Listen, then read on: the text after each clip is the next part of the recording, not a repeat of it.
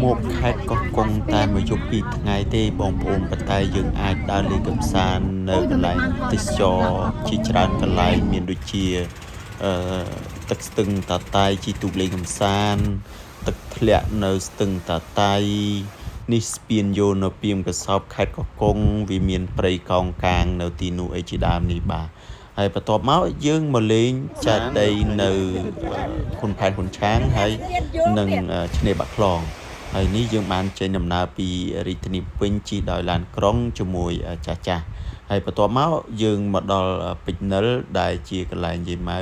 ដែលប្រជាពលរដ្ឋតែងតែចុះអុជធូបនៅទីនេះសូមសេចក្តីសុខសេចក្តីចម្រើនអីជាដើមភ្ញៀវទេសចរជាតិអន្តរជាតិបងប្អូនប្រជាពលរដ្ឋយើងជាកាត់ទីនេះតែងចុះអុជធូប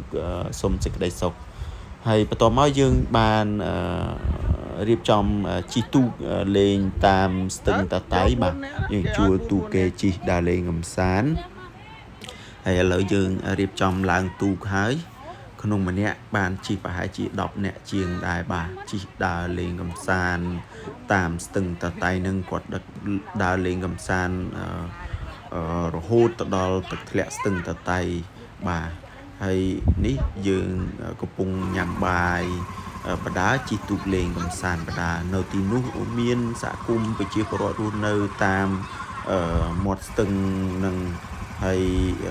មានកន្លែងរីសតមានកន្លែងស្នាក់នៅលេងកំសាន្តអីជាដើមនៅតាមមាត់ស្ទឹងតាតៃនឹងហើយមានធម្មជាតិព្រៃព្រឹក្សាដុះតាមមាត់ស្ទឹងយ៉ាងស្រស់ស្អាតមានដើមដូងមានរីសតសម្រាប់ឲ្យភ្ញៀវទេសចរជាតិអន្តរជាតិទៅលេងកំសាន្តអញ្ចឹងណា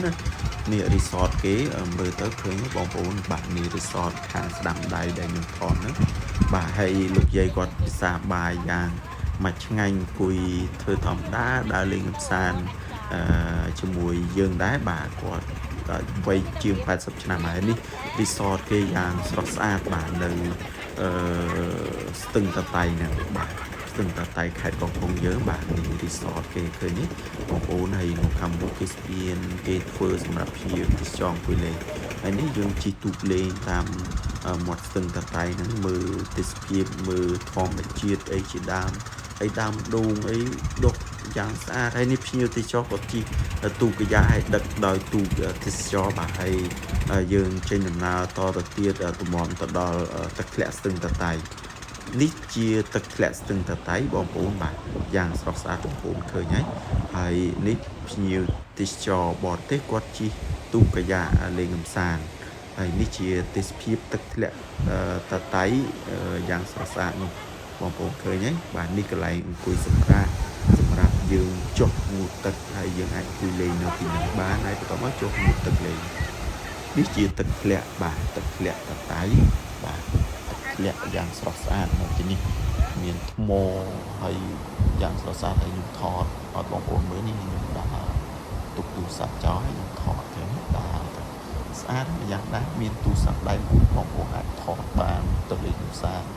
ហើយខ្ញុំលោតលេងអញ្ចឹងណាតែនៅទីហ្នឹងវារៀងល្អបន្តិចតែសប្បាយថតទៅពិតជាអស្ចារ្យបងប្អូនទេសភាពនៅទីហ្នឹងទឹកធ្លាក់ស្រស់ស្អាតថ្មនិយាយទៅខ្ញុំដើរទៅលេងដល់លើបង្ហាញបងប្អូនតិចទៀតខ្ញុំដល់ហើយទីហ្នឹងទឹកធ្លាក់មកឆ្ងាយដែរថ្មរៀងវែងដែរអញ្ចឹងណាហើយសងខាងសិតតែព្រៃធម្មជាតិហើយមានជាប្រវត្តិសហគមន៍គាត់រស់នៅទីហ្នឹងអញ្ចឹងមានការលូតលាស់ជាដើមបាទនេះពីខាងលើទឹកធ្លាក់ពីខាងលើយើងមើលទៅស្មើមកហើយបន្ទាប់មកមើលទៅជារៀងឃើញសិតតែថ្មហើយផ្ទះជាប្រវត្តិនៅទីហ្នឹងបន្ទាប់មកនេះឃើញថតពីលើដែរ selfie ជាផ្ទះជាប្រវត្តិក្រោយសក់ថ្មក្នុងនោះជ្រួលឃើញជ្រួលបាទជ្រួលទឹកធ្លាក់ហ្នឹងស្ទឹងតាតៃហ្នឹងនេះបាទទឹកធ្លាក់ស្ទឹងតាតៃទឹកធ្លាក់ទៅដល់ស្ទឹងតាតៃអញ្ចឹងណាខាងលើហ្នឹងទឹកសាបទេបាទតែស្ទឹងតាតៃជាបាទជាទឹកប្រៃឯងខ្ញុំបានលិតដែរបងប្អូនខ្ញុំថត selfie ពីលើហើយនេះអំពូមីងដែលគាត់បានមកលេងកំសាន្តមួយខ្ញុំគាត់ងូតទឹកធ្លាក់នៅស្ទឹងតាតៃហើយគាត់ដឹកដៃសបាយមើលឃើញបាទទឹកទៀតលេងនៅទឹកធ្លាក់ស្ទឹងតាតៃស្អាតមកទឹកធ្លាក់នឹងមើលគាត់សប្បាយចាស់ៗមួយយ៉ាងដែរប្រាយជីវិត ដើរកម្សាន្តនៅចុងសប្តាហ៍ហ្នឹងតែមកយប់ពីថ្ងៃទៀតបានដើរលេងកម្សាន្តជាច្រើនកន្លែងនៅកន្លែងទេសចរនៅខេត្តកំពង់ហ្នឹងបងប្អូនបាទនេះខ្ញុំ selfie មើលទឹកធ្លាក់ពេលងូតមានតែទូរស័ព្ទដៃមួយងាយស្រួលបំផុតអត់បារម្ភហើយបាទសើមលិចទឹកទេយើងប្រយ័ត្នប្រយែងទៅ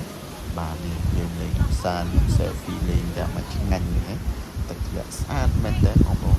ទៅខេត្តកំពង់មិនខកម្ដងទេតែមកយប់ពីថ្ងៃនេះឥឡូវយើងចាប់ដើមមកដល់រមណីយដ្ឋានព្រៃកោងកាងពីមកសោបហើយពីមកសោបហើយកងចាប់ដើមទិញសម្បត្តិចូលទស្សនាព្រៃកោងកាងហើយសម្រាប់ភ្ញៀវទេសចរជាតិយើងគឺតម្លៃម្នាក់ 3,000 រៀលរីឯភ្ញៀវទេសចរអន្តរជាតិតម្លៃម្នាក់ 5,000 រៀលដែលអាចចូលមើលព្រៃកោងកាងនៅពីមកសោបខេត្តកោះកុងយើងបាទនេះចេញដំណើរទៅមើលព្រៃកោងកាងហើយឃើញឈរហ្នឹងជាស្ពានដែលដើរមើលព្រៃកោងកាងដែលនៅជុំវិញទីនេះប្រហែលច្រើនគីឡូម៉ែត្រដែរបាទហើយដើរលេងកម្សាន្តសងខាងហ្នឹងសិតតែព្រៃកោងកាង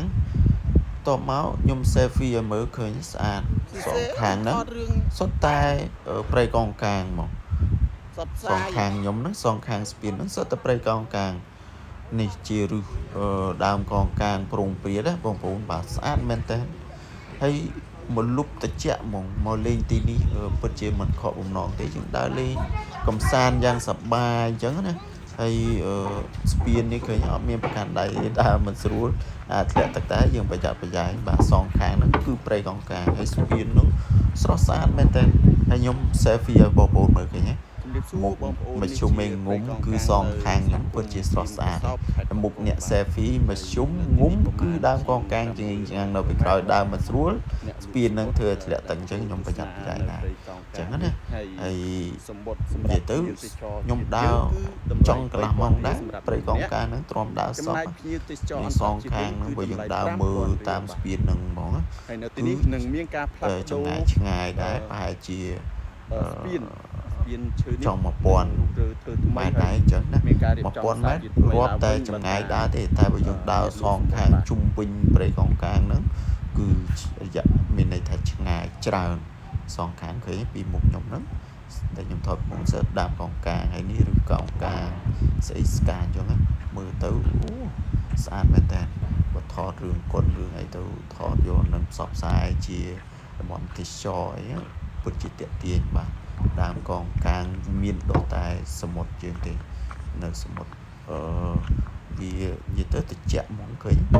នេះព្រឹកថ្ងៃពេលរសៀលអញ្ចឹងមិនថតតមកនេះឬដើមកងកាងឬវាចងាងមើលទៅនេះបាទនេះយើងធ្វើស្ពានដំណើរទៅមុខថតមុខនេះបាទសិតតែដើមកងកាងបងប្អូនហើយនឹងជាទឹកសមុទ្រដែលដើមកងកាងវាដុះអញ្ចឹងណា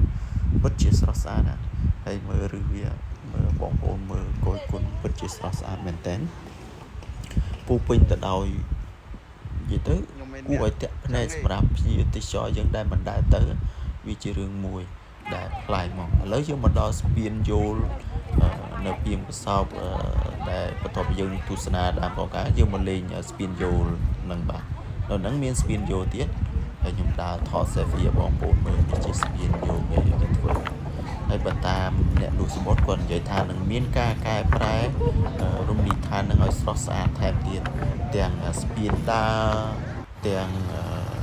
ស្ពានយល់អីជាដើមការរចនាដើម្បីទាក់ទាញភ្ញៀវទេសចរជាដើមឥឡូវយើងជិះទូកត្រឡប់មកវិញដើម្បី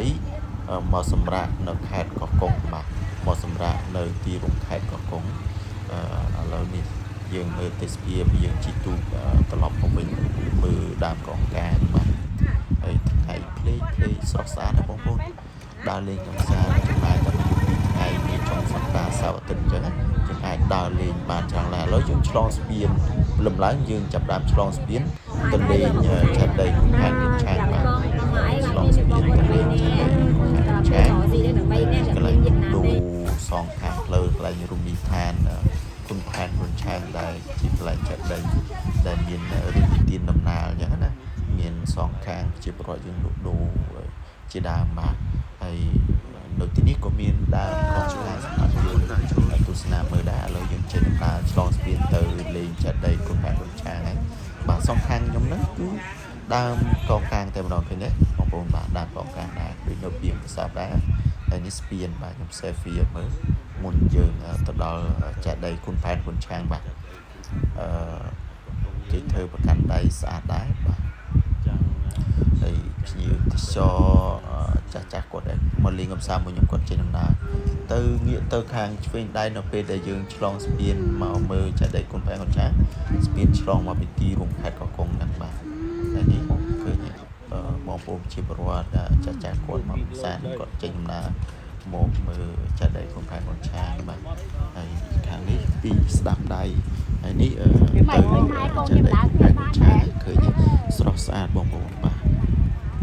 នៅទីហ្នឹងយើងបានដើរលេងកំសាន្តដូចខ្ញុំនិយាយចឹង